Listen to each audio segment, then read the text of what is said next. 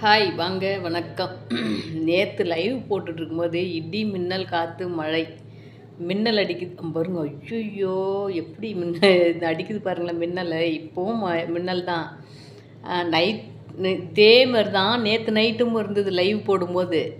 சரி கொஞ்ச நேரம் போடலாமே, அதுக்குள்ளே எப்படி மழைலாம் வராது அப்படின்ச்சு. அப்புறம் பார்த்தா மின்னல் தாக்கல் அதிகமாக இருந்தது.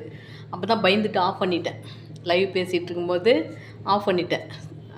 இன்றைக்கி லைவ் போடலாம் அப்படின்ட்டு உட்காந்தேன். அங்கே பாருங்கள் எப்படி தெரியுது மின்னல். அப்பா இடி இடிக்குது, உங்களுக்கு சத்தம் கேட்குன்னு நினைக்கிறேன். இடி இடிக்குது. அப்புறம் நேற்று பார்த்திங்கன்னா லைவ் முடித்த உடனே கரண்ட் ஆஃப் ஆகிடுச்சி. நான் இருட்டுக்குள்ளே தான் உட்காந்து சாப்பிட்டேன். செல்லு லைட்டை வச்சுக்கிட்டு இருட்டுக்குள்ளே தான் சாப்பிட்டேன். சாப்பிட்டுட்டு படுத்த கரண்ட்டே இல்லை.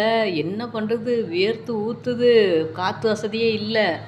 மழை போடாமல் அதாவது மழை பெய்யாமல் இருந்தால் கூட வெளியில் மொட்டை மாடியில் படுத்துக்கலாம். மழை வேறு பெஞ்சிட்டு இருக்குது. அங்கிட்டும் ஈரமாக இருக்குது, இங்கிட்டும் உள்ளே படுக்கவே முடியல. தூக்கம் பிரிஞ்சுது. மூஞ்சி ஃபுல்லாக அப்படியே வேர்த்து ஊற்றி தூக்கம் பிரிஞ்சுது. மணி 12:30. என்னடா இது 12:30 தான் ஆகுதா அப்படின்னு நினச்சிட்டு அப்புறம் பார்த்திங்கன்னா இங்கே அந்த ஆசாரம் இருக்குது பாருங்கள். ஆசாரத்தில் படுக்கலான்னு படுத்தா ரொம்ப வேக்காடாக இருந்தது.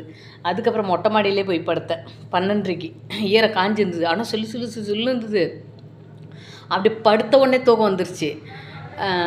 அப்புறம் பார்த்திங்கன்னா கண்ணை இழுத்துட்டு போச்சு. ஒரு துளியாக மழை தொளிக்குது.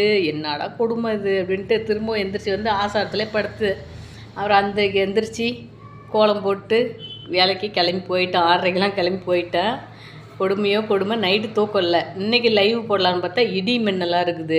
பாருங்க அப்பா, மின்னல் பார்த்திங்களா? ஓகேப்பா, பாய்.